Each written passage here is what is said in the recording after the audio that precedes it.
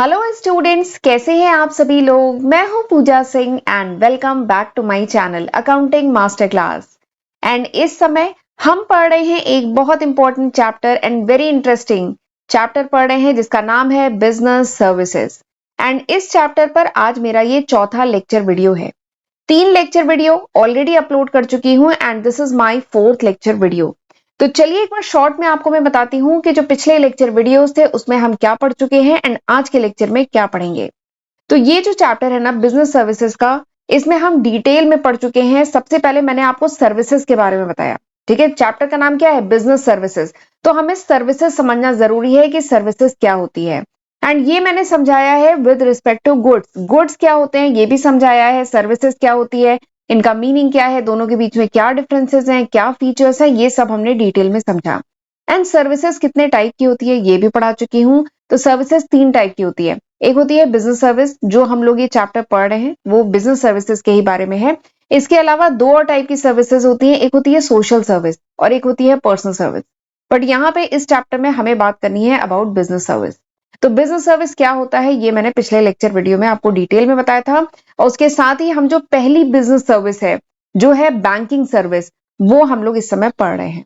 इसके बाद हमें इंश्योरेंस सर्विस पढ़ना है, communication service, transportation service, warehousing service, ये सब डिटेल में पढ़ना है। बट इस समय हम पढ़ रहे हैं बैंकिंग सर्विस के बारे में। तो बैंकिंग सर्विस क्या होती है, कितने टाइप के बैंक होते हैं। तो 4 टाइप के बैंक होते हैं, मैंने बताया इनके बारे में डिटेल में। Commercial bank, cooperative bank, specialised bank and central bank. तो ये चारों बैंक क्या होते हैं, इनके क्या फंक्शन है, ये सब हम डिटेल में पढ़ चुके हैं। एंड आज हम इसके आगे पढ़ने वाले हैं। आज मैं आपको बताऊंगी about E banking. E banking क्या होती है, ठीक है। ई बैंकिंग हमें कौन कौन सी इंपॉर्टेंट सर्विसेज प्रोवाइड करती है, ठीक। तो मैं आपको बताऊंगी यहाँ पे ई बैंकिंग हमें 4 इंपॉर्टेंट सर्विसेज प्रोवाइड करती है एंड उसके क्या क्या बेनिफिट हैं, ई बैंकिंग के क्या बेनिफिट हैं। तो ये सारी चीजें आज के लेक्चर में हम डिटेल में पढ़ेंगे एंड अगले लेक्चर से हम इंश्योरेंस स्टार्ट करेंगे, ठीक है। तो चलिए फिर देर नहीं करते हैं, जल्दी से आज का लेक्चर हम स्टार्ट करते हैं।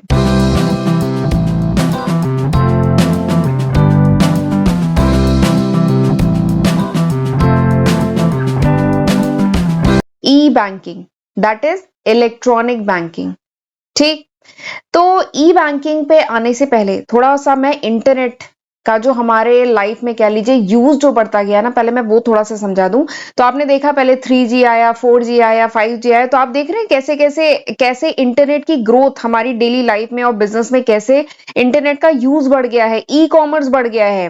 तो कह लीजिए हर एस्पेक्ट, हमारी लाइफ के हर एस्पेक्ट में, बिजनेस के भी हर एस्पेक्ट में जो इंटरनेट है, जो इलेक्ट्रॉनिक मीडिया है, इसका क्या है, यूज बढ़ गया है। तो बैंकिंग सेक्टर जो है वो भी अछूता नहीं है। बैंकिंग सेक्टर में भी इलेक्ट्रॉनिक बैंकिंग आ गई, ठीक है। इंटरनेट का यूज करके बैंकिंग और कह लीजिए इजी हो गई। तो वही कुछ हमें यहाँ पे पढ़ना है ई बैंकिंग में। ई बैंकिंग इज इलेक्ट्रॉनिक बैंकिंग।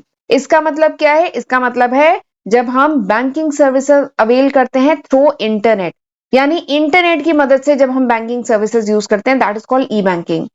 पहले क्या होता था, पहले अगर हमें कोई बैंकिंग सर्विसेज अवेल करनी है, जैसे अगर कैश डिपॉजिट करना है, ठीक है, या कैश विड्रॉ करना है, या पासबुक अपडेट करानी है, कुछ एफडी कराना है या एफडी को रिडीम कराना है, कोई भी सर्विसेज हमें बैंक की अगर लेना हो, या फंड ट्रांसफर करना हो, कहीं और किसी जगह पे हमें फंड ट्रांसफर करना हो, हर काम के लिए क्या करना पड़ता था, हमें ब्रांच जो था विजिट करना पड़ता था, हमें ब्रांच में जाना पड़ता था, सभी लोगों को जाना पड़ता था और ब्रांच में खचाखच कह लीजिए भीड़ हो जाती थी। सभी जो कस्टमर हैं, छोटी सी छोटी जरूरत के लिए हमें क्या करना पड़ता था, डेबिट कार्ड लेना है, क्रेडिट कार्ड लेना है, डेबिट कार्ड में कोई प्रॉब्लम हो गई, कोई भी प्रॉब्लम है, हमें ब्रांच विजिट करना पड़ता था। और फिर इससे क्या होता था, ब्रांच पे लोड भी बहुत ज्यादा बढ़ जाता था, क्योंकि लिमिटेड एम्प्लॉई तो होंगे ब्रांच पे, पर सारे कस्टमर्स की जो भी प्रॉब्लम है सबको अपनी प्रॉब्लम के लिए ब्रांच जाना पड़ता था, सर्विसेज अवेल करने के लिए ब्रांच जाना पड़ता था। तो बहुत बड़ी प्रॉब्लम थी। बट जब से इंटरनेट के थ्रू बैंकिंग सर्विसेज होने अवेल मतलब प्रोवाइड करने लगे, ठीक है, जब से इंटरनेट के थ्रू बैंकिंग सर्विसेज प्रोवाइड किया जाने लगा बैंकों के द्वारा, तब से क्या हुआ, ये काम बहुत स्मूथ हो गया, बहुत आसान हो गया। अब कोई भी कस्टमर जो है, कोई भी यूजर जो है बैंक का, वो इलेक्ट्रॉनिक गैजेट्स के थ्रू, ठीक है, इंटरनेट के थ्रू बैंकिंग सर्विसेज अवेल कर सकता है। बैंक की वेबसाइट पे जा सकता है या बैंक के एप्लीकेशंस होते हैं उनके थ्रू वो सर्विसेज अवेल कर सकता है। तो दैट इज ई बैंकिंग, यही ई बैंकिंग का कॉन्सेप्ट है। ठीक है, एनी यूजर विद पीसी और अ ब्राउजर, यानी कोई भी यूजर जिसके पास पीसी हो, यानी पर्सनल कंप्यूटर हो या टैब हो या मोबाइल हो, ठीक है, एंड उसमें ब्राउजर हो, ब्राउजर मतलब वेब हो, ठीक है, तो उसके थ्रू वो बैंकिंग की वेबसाइट पे जा सकता है and virtual banking function perform कर सकता है। ठीक है, बैंक जो है जो जो सर्विसेज अपने वेबसाइट पे प्रोवाइड करते हैं वो सर्विसेज जो है कोई भी यूजर, कोई भी कस्टमर जो बैंक का है वो आसानी से अवेल कर सकता है। दिस इज ई बैंकिंग, यही ई बैंकिंग है। ई बैंकिंग में कोई ह्यूमन ऑपरेटर बीच में नहीं होता है। ठीक है, एवरीथिंग इज ऑटोमेटिक, वो सॉफ्टवेयर बनाया गया है। आपने मोबाइल में एप्लीकेशन भी तो देखे होंगे, बैंक के एप्लीकेशंस भी होते हैं, जैसे बात करें कैनरा बैंक या कोई भी आईसीआईसी बैंक, एचडीएफसी बैंक, इन सब के एप्लीकेशन होते हैं। ठीक है, या तो एप्लीकेशन के थ्रू अवेल कर सकते हैं इनकी सर्विसेज, या फिर क्या है, आप वेबसाइट पे जा सकते हैं इन बैंक्स की, और इनमें कोई भी ह्यूमन ऑपरेटर बीच में नहीं होता है। एवरीथिंग इज मतलब कंप्यूटराइज, एवरीथिंग इज ऑटोमेटेड। ठीक, इनका सॉफ्टवेयर होता है, तो इसमें कोई ह्यूमन ऑपरेटर नहीं है, तो इसलिए कोई कह लीजिए इनके ऑपरेशन में कोई डीले वगैरह के चांसेस नहीं है, एवरीथिंग इज ऑटोमेटिक। और फिर ये जो ई बैंकिंग है, इनका जो डेटाबेस होता है दैट इज सेंट्रलाइज, वो वेब बेस्ड, वेब इनेबल्ड इनका डेटाबेस होता है। जितनी भी सर्विसेज हैं जो बैंक परमिट करता है इंटरनेट पे, वो सारी ही कहाँ पे, मेन्यू में अवेलेबल होंगी। आप बैंक की वेबसाइट पे जाते हैं तो साइड में आपको कहीं होम पेज पे मेन्यू दिख रहा होता है ना, 3 लाइन ऐसे करके होता है, उस पर मेन्यू होता है, फिर आप मेन्यू पे क्लिक करते हैं तो पूरा मेन्यू खुल जाता है। आपको कैश विड्रॉ करना है, कैश विड्रॉ तो खैर एटीएम से होगा, अभी मैं एटीएम पे भी आऊंगी। ठीक है, बाकी अगर आपको फंड ट्रांसफर करना है, पासबुक की रिक्वेस्ट देनी है या चेकबुक की रिक्वेस्ट देनी है, डेबिट कार्ड की रिक्वेस्ट देनी है, तो जो जो एफडी करानी है या एफडी रिडीम करानी है, जो जो रिक्वेस्ट है, ये सारे आपको मेन्यू में ऐसे मिल जाएंगे एंड आप वहां से जो भी सर्विस आपको अवेल करनी है वो वहां से कर सकते हैं। तो कितना ईजी हो गया है ना ये। पहले क्या था, पहले आपको ब्रांच, इसी काम के लिए आपको ब्रांच विजिट करना पड़ता था, आपको समय निकालना पड़ता था, ऑफिस होगा, स्कूल होगा, कॉलेज होगा, बहुत मुश्किल था समय निकाल करके उस ब्रांच में विजिट करना। ठीक है, लेकिन अब क्योंकि सब कुछ इलेक्ट्रॉनिक है, एवरीथिंग इज ऑन इंटरनेट, केवल आपको एक इलेक्ट्रॉनिक गैजेट चाहिए, पर्सनल कंप्यूटर, मोबाइल या टैबलेट चाहिए, और आपको इंटरनेट का कनेक्शन चाहिए, आप बैंक की जो सर्विसेज है वो अवेल कर सकते हैं। तो यही है ई बैंकिंग का कॉन्सेप्ट। तो ई बैंकिंग मतलब समझ में आ गया, इलेक्ट्रॉनिक बैंकिंग मतलब when services is provided by bank on the internet, जब बैंक जो है सर्विसेज इंटरनेट पे जो प्रोवाइड करता है उसी को कहते हैं ई बैंकिंग।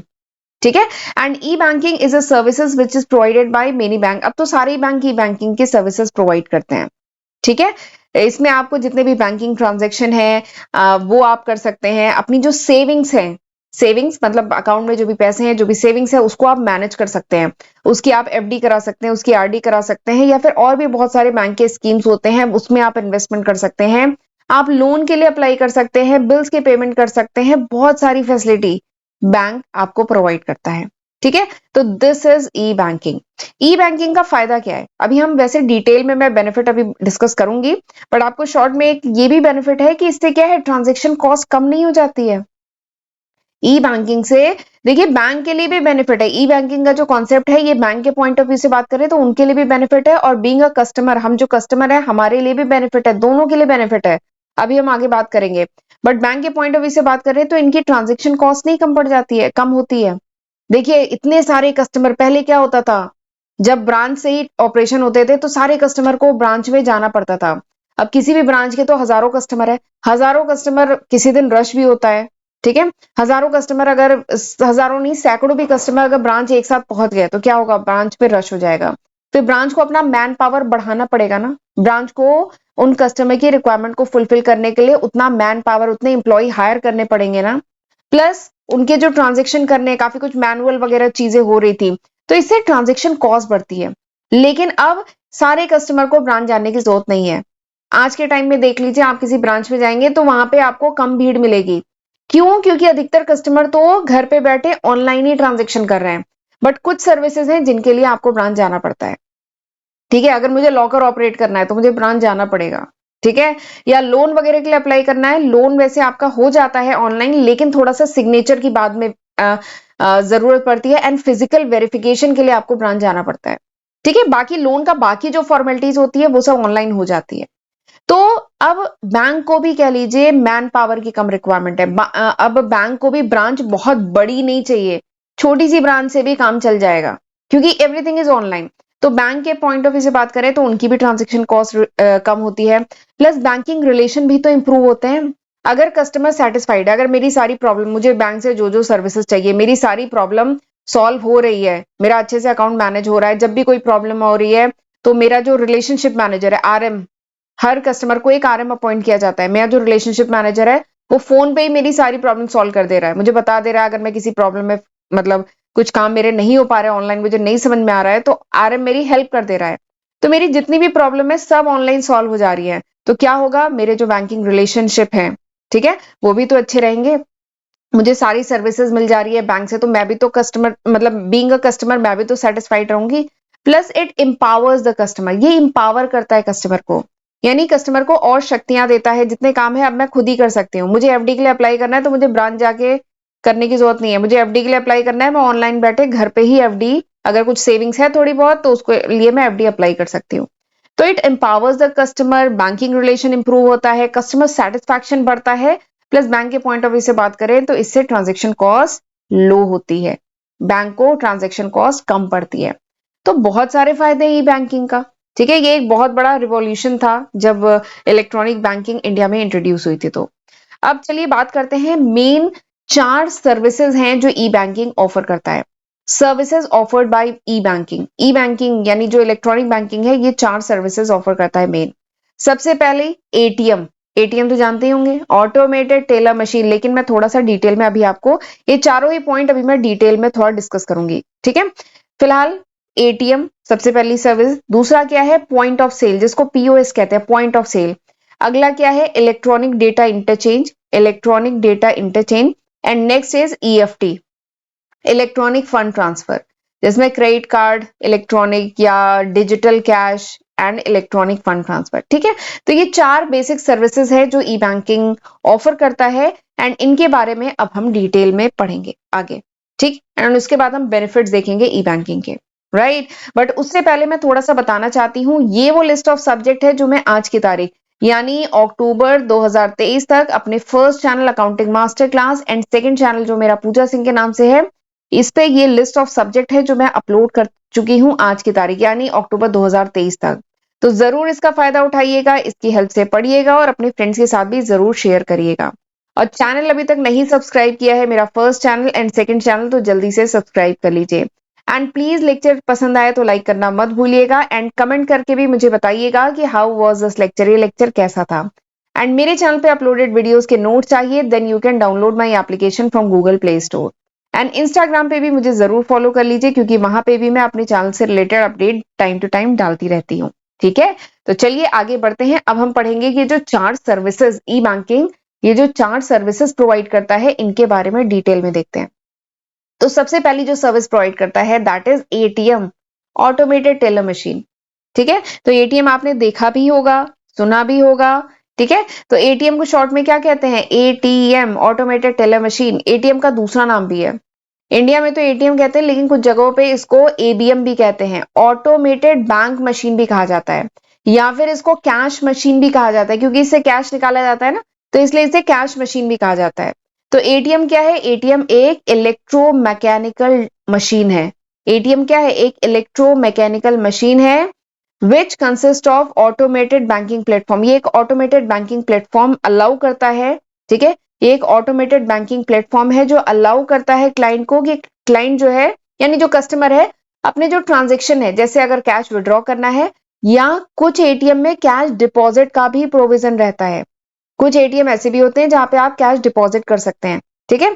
तो बेसिकली कस्टमर जो है वो अपने ट्रांजेक्शन को स्मूथली कर सकता है विदाउट द इंटरफेरेंस या without the assistance of any branch representative, यानी किसी टेलर की या किसी ब्रांच रिप्रेजेंटेटिव की जरूरत नहीं है, आप आसानी से एटीएम से अपने पैसे निकाल सकते हैं या डिपॉजिट भी कर सकते हैं। डेबिट कार्ड आपको एक्टिवेट करना है तो वो भी कर सकते हैं, डेबिट कार्ड का पिन चेंज करना है वो भी कर सकते हैं, आपको चेकबुक की रिक्वेस्ट डालनी है आप वो भी कर सकते हैं। तो बेसिक कुछ फंक्शन आप एटीएम से परफॉर्म कर सकते हैं, इसीलिए इसको ऑटोमेटिक बैंक मशीन भी कहा जाता है। तो this is the first service offered by e banking. दूसरी जो सर्विस ऑफर करता है that is point of sale, POS जिसको कहते हैं, पॉइंट ऑफ सेल। तो आपने ये देखा होगा, ये इसीलिए मैंने ये पिक्चर लगाई है, ये आपने मशीन देखी होगी दुकानों पे, ठीक है। आजकल जब से पेटीएम वगैरह आ गया है, डेबिट कार्ड का यूज कोरोना टाइम से बेसिकली ये ज्यादा शुरू हुआ। पहले भी यूज हो रहा था, लेकिन कह लीजिए कम यूज हो रहा था, लोग कैश लेके ज्यादा चल रहे थे। लेकिन कोरोना टाइम में थोड़ा सा कैश का यूज कम हो गया, लोग अपने मोबाइल से, डेबिट कार्ड से, क्रेडिट कार्ड से पेमेंट ज्यादा करने लगे। तो तब से ये जो पीओएस है, पीओएस क्या है, पॉइंट ऑफ सेल, ठीक है, ये जो है इसका यूज बहुत ज्यादा बढ़ गया। ठीक है, तो पीओएस ये आपने शॉप्स वगैरह पे देखा होगा। ठीक है, आप जहाँ पे, ये बेसिकली क्या होता है, ये एक टर्मिनल होता है जो इंस्टॉल होता है शॉप्स पे, स्टोर्स पे, जिसके थ्रू आप पेमेंट कर सकते हैं। कार्ड जो होता है आपका, डेबिट या क्रेडिट कार्ड, इसको एस पे स्वैप करना होता है। ठीक है, and you can do the payment, आप पेमेंट कर पाएंगे जो भी आपने परचेजेस की है उसका आप पेमेंट डेबिट या क्रेडिट कार्ड से इस पीओएस के थ्रू कर सकते हैं। POS is point of sale. ठीक है, ये एक मशीन है जो इंस्टॉल होती है शॉप्स पे, स्टोर्स पे, छोटी सी मशीन होती है। तो दिस इज पीओएस। तो ये भी एक सर्विस है जो ई बैंकिंग प्रोवाइड करता है। Next is EDI. EDI, electronic data interchange, नाम से ही समझ में आ रहा है, इलेक्ट्रॉनिक डेटा इंटरचेंज। तो ये बेसिकली क्या होता है, ये कंप्यूटर टू कंप्यूटर, जो कह लीजिए जो बिजनेस के डॉक्यूमेंट हैं, बिजनेस की जो इंफॉर्मेशन है, ये एक स्टैंडर्ड इलेक्ट्रॉनिक फॉर्मेट में चेंज हो पाए, एक्सचेंज हो पाए, कह लीजिए एक्सचेंज हो पाए दो पार्टनर्स के बीच में, दो ट्रेडिंग पार्टनर्स के बीच में, that is called EDI. Example के साथ सपोज करिए ये कोई बैंक है, कोई एक्स बैंक है। ठीक है, कोई एक्स बैंक है, इसकी एक ब्रांच है यूपी में, एक ब्रांच है महाराष्ट्र में। एग्जाम्पल लेते हैं, एक ब्रांच है यूपी में, एक ब्रांच है इसका महाराष्ट्र में। ठीक है, तो सपोज करिए कोई कस्टमर पहले यहां पर था, ठीक है, यूपी में था, कई साल उसने यूपी में जॉब की, फिर रिटायरमेंट के बाद सपोज करिए वो जो कस्टमर था वो महाराष्ट्र चला गया। तो ये जो ई बैंकिंग सर्विसेज है, ये भी प्रोवाइड करती है कि ये जो बैंकिंग का जितना डेटा है, ठीक है, वो इलेक्ट्रॉनिकली क्या है, इजिली इन ब्रांच के बीच में ट्रांसफर हो पाता है। Computer to computer exchange of business document, यानी जितने भी बिजनेस डॉक्यूमेंट है, ये computer to computer standard format में एक ब्रांच से दूसरे ब्रांच में ट्रांसफर हो पाते हैं।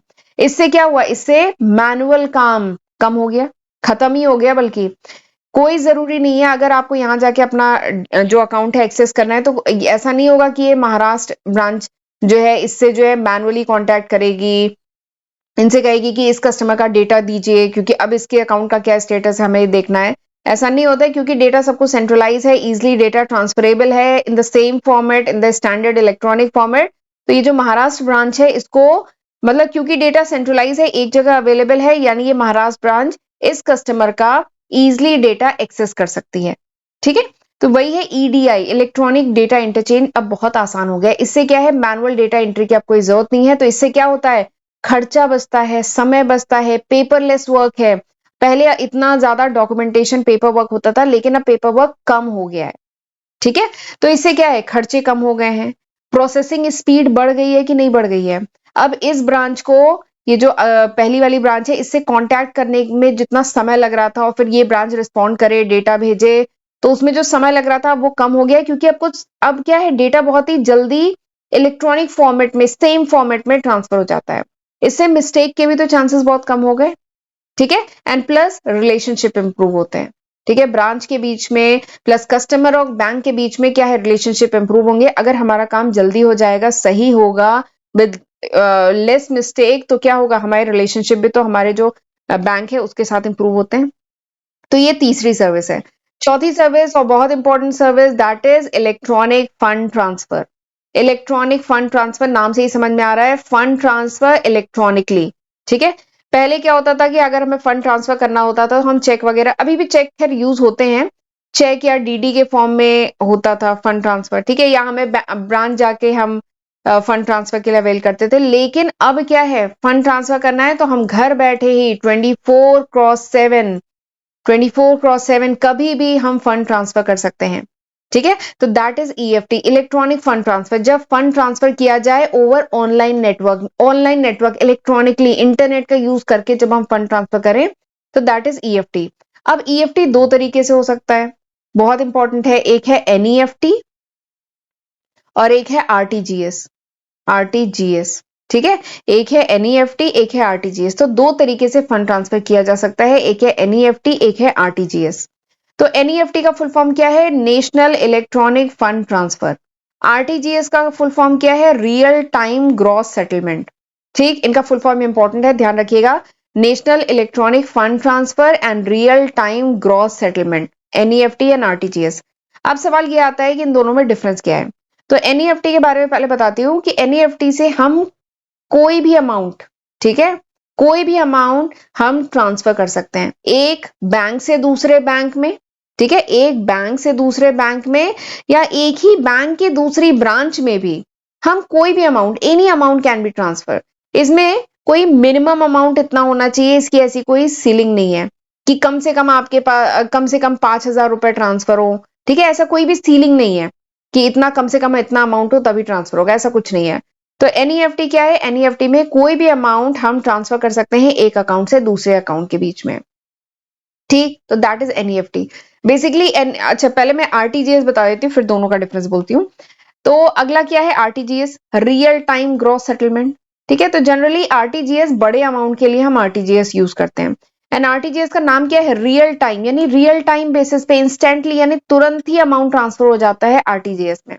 बट आरटीजीएस में क्या है? There is a minimum amount needed to be transfer.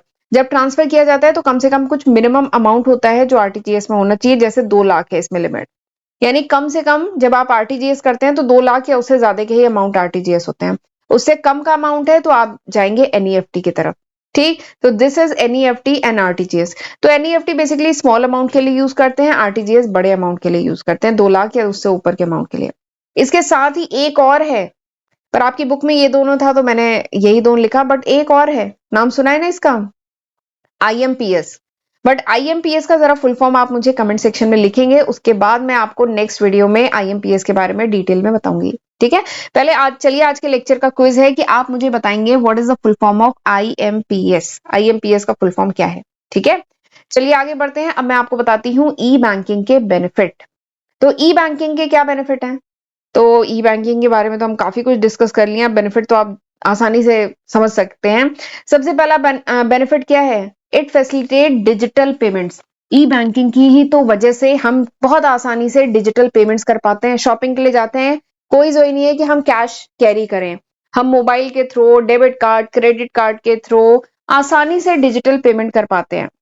ठीक है, तो E banking help in digital payment and इससे ट्रांसपेरेंसी भी तो बनी रहती है।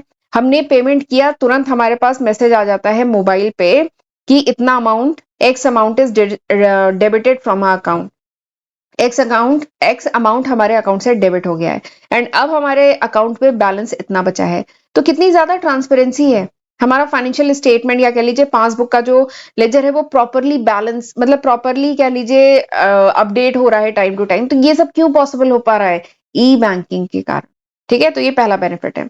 दूसरा बेनिफिट क्या है? जब चाहे, कोई जरूरी नहीं है ब्रांच जाने की, संडे हो, सैटरडे हो, कोई हॉलीडे हो, कोई फेस्टिवल हो, ई बैंकिंग आप कभी भी यूज कर सकते हैं। 24x7 365 डेज सर्विस अवेल कर सकते हैं। ठीक है, पैसे ट्रांसफर कर सकते हैं, चेकबुक की रिक्वेस्ट डाल सकते हैं। ठीक है, तो 24x7 फैसिलिटी अवेलेबल है, ये दूसरा बेनिफिट हुआ। तीसरा बेनिफिट क्या है? ई बैंकिंग से एक सेल्फ ऑफ फाइनेंशियल डिसिप्लिन भी तो आता है, क्योंकि इसमें ई बैंकिंग में क्या है? हर ट्रांजेक्शन क्या है? रिकॉर्ड होता है, हर ट्रांजेक्शन प्रॉपरली यहाँ पे रिकॉर्ड हो रहा है। फाइनेंशियल डिसिप्लिन कुछ ऐसे भी आता है, सपोज करिए मैं हर महीने की 5 तारीख को आरडी, सपोज करिए आरडी के लिए मैं हर महीने की 5 तारीख को कुछ 5,000 रुपए की आरडी सपोज करिए है, और मैं हर महीने की 5 तारीख को 5,000 रुपए ट्रांसफर कर रही हूँ।